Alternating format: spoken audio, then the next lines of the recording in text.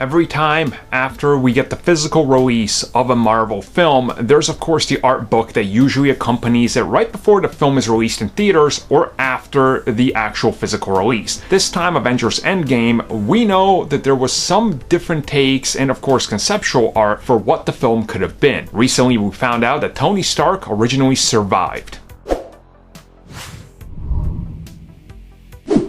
Now again, just so we set the tone, a concept art doesn't mean the thing is confirmed or at some point wasn't further along in development, or maybe it was just even a early thought. Ultimately, what we got is the complete version, but the concept art shows us some of the ideas that played around. Now, these things could be, almost complete before they're removed and we see the concept art, which has happened plenty of times, like the AIM soldiers, for example, in Ant-Man and the Wasp, or they could just be very early concepts and that's all we get. Now, the concept art we're talking about, which I'll toss up on screen, which was released, shows us the end of Avengers Endgame with Steve about to travel through time, and right there it shows us Iron Man just standing there like he's the one controlling the thing and not Bruce Banner. So obviously the story is Tony was at some point supposed to survive and he was going to be the one to help Steve. Now the decision to probably not go this way was made very early on when they decided, no, we wanted to make this a little bit more relevant so the characters don't just all survive. Who could we get rid of?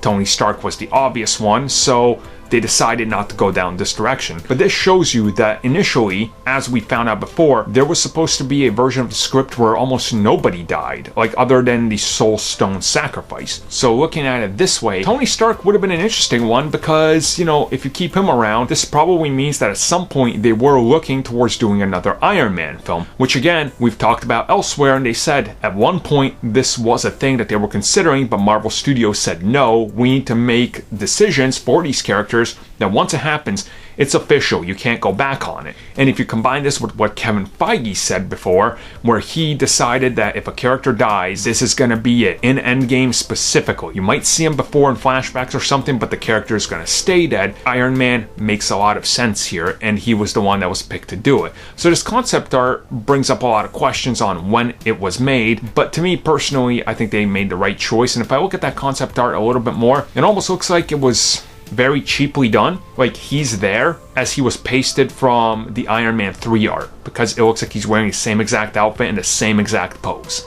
So how do you guys feel about this one? Do you think maybe they made the wrong choice? I personally think they chose correct. Get rid of Iron Man, show us that this movie is meaningful and there's, actual weight to it. Having him survive and Cap survive, that would have been like, oh, all right, you're playing it safe. We get it.